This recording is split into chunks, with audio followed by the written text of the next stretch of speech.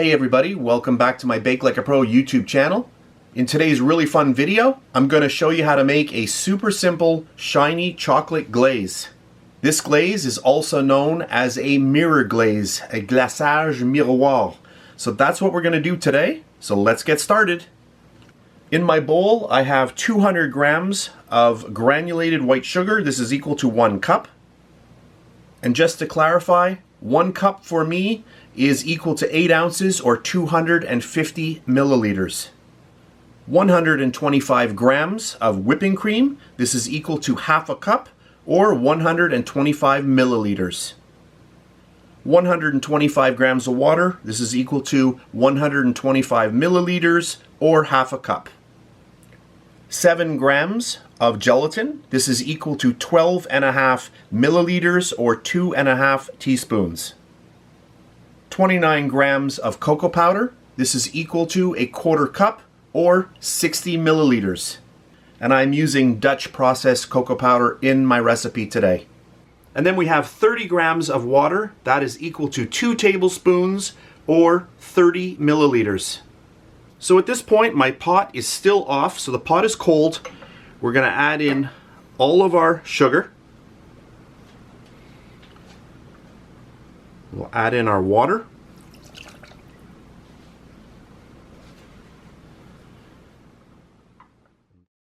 All of our cream. This is whipping cream. It's rated at 35%. So get all of that in there. Just use a little spatula to get everything out of your bowl.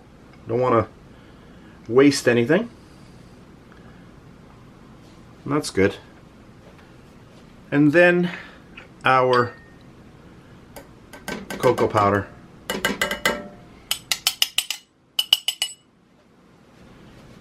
And now I'm going to turn on the heat. And I'm just going to get a whisk in here. And just very slowly start whisking all this together. Now we have sugar in here with water. And what I want to do is thicken this mixture up a little bit. So I'm going to bring this up to a simmer and then I'm going to let it go for about 20 minutes so that it thickens up. So this is about 30 seconds later. I just adjusted my camera a little bit to zoom in here and I made it a little bit brighter. I want to make sure that you see this. So at this point right now, this is looking and smelling like a really nice hot chocolate. We're going to let this go. You just want to make sure that you stir. You don't want anything burning on the bottom. Well, that's good. You may have also noticed that I am not using sweetened condensed milk in this recipe. And the reason for that is because we are making a dark chocolate glaze.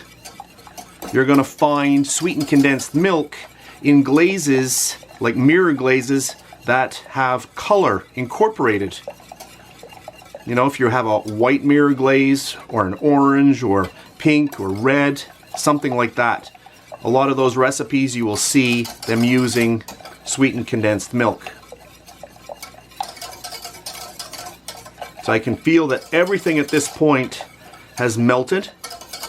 All the sugars have melted down. And now I just want to wait and get some action going here, a little bit of bubbling, a little bit of heat. Once it starts heating up, then through evaporation, it's going to get a little bit thicker. So I'm just going to let this go for a little bit and then I'll come back. So this is about 5 minutes later and you can see how many bubbles are happening here. A lot of action.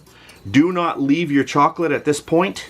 You just want to continue just stirring just so that nothing burns on the bottom. And you can see now there's a lot of heat being driven out of the mixture, which means that this is starting to get thicker.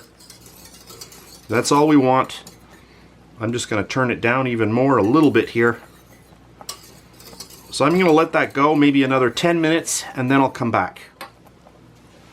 So this is about 10 minutes later. I had it on a slow simmer and you can see what it looks like now, and just running my whisk through it very slowly I can feel that the mixture has thickened up, and I don't want to lose too much of the actual volume of our sauce here. So at this point, I have turned the stove right off, and now I'm just going to let this cool down.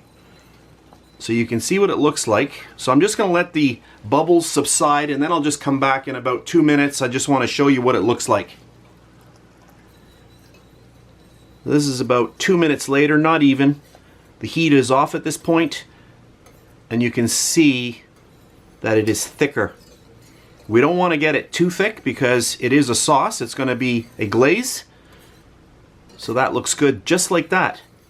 So now at this point we can work on our gelatin. So we have our water here. We have our 7 grams of gelatin. So 2.5 teaspoons.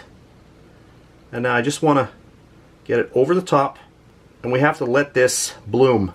So at this point, the gelatin is absorbing all of the water. So I've moved everything over so you can see this, and I just want to show you what the gelatin looks like. You just want to make sure that it's all full of water, which it is. And at this point now, we are just going to drop it right in to our chocolate glaze. So get all of that in there.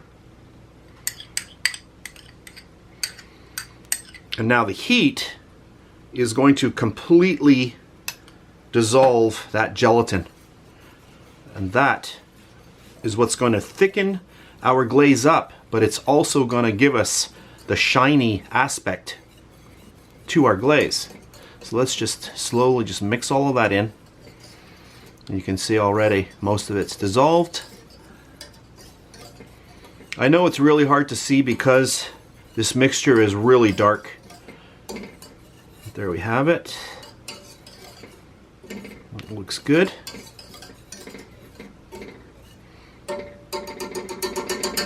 I could switch over to a little spatula just to better feel the bottom of the pan. And just move everything around.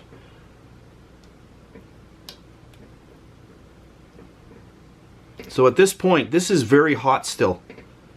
You don't want to add the gelatin to your mixture if it has cooled down too much. It won't work properly. You need the heat for that gelatin to correctly melt down, dissolve into your chocolate glaze. But at this point right now, we are done. We're not adding any more heat, and the recipe is basically finished. Now, if you were in a real hurry, you can take this and pour it into a bowl or just put it on ice. So either leave it in the pot, put it on some ice, and stir it so that the whole mass turns colder, or you can pour it into a bowl and do the same thing over ice. But I'm not going to do that. I'm just going to let it naturally get cooler. So when it starts getting a little bit cooler, I'm going to come back and we'll finish off the video. Just to finish off my video, I wanted to show you the chocolate mirror glaze on a cake. This has been poured about 15 minutes ago, and you can still see that it has a really nice shine. In another video, I'm going to show you how to make this little mini chocolate cake. Amazing chocolate cake. You are going to love it, I promise. And if you want to see the recipe for this mini chocolate cake, there'll be a clickable link at the end of this video on screen. So if you're on a mobile device, you just have to touch the screen and it'll automatically take you to me making this exact cake. So that's it for this really fast and fun video. I hope you enjoyed it. If you did, please give me a thumbs up and subscribe if you wish. I really do appreciate that. And if you want to see me making this amazing little mini chocolate cake, please check out the link in the description box below this video. So that's it for today, and I'll see you next time.